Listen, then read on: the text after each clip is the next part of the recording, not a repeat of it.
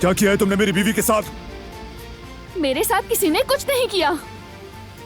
जाहिर है तुम्हारे जैसे बड़े बारान का रबे के लिए इसे कबूल करना आसान नहीं होगा, लेकिन हकीकत यही है। मैं तुम्हारे साथ कहीं नहीं जा रही हूँ, क्योंकि मैं तुमसे भागकर यहाँ आई हूँ। उस हवेली से, उस जुल्म से जो मैंने वहाँ झेला। जब से तुम लोगों ने मेरी जिंदगी मुझसे छीनकर मुझे एक कमरे में कैद किया, तब से इस लम्हे का इंतजार कर रही थी।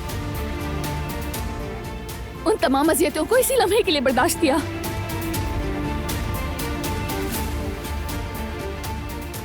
और अब वो लम्हा आ गया। तुम्हारे साथ यही होना चाहिए था।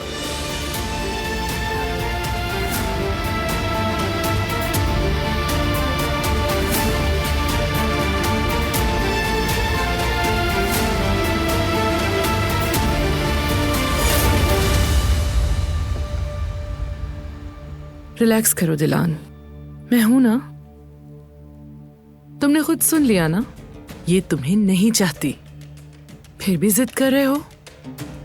अब अपने आदमियों को लो और मेरे घर से अभी निकल जाओ।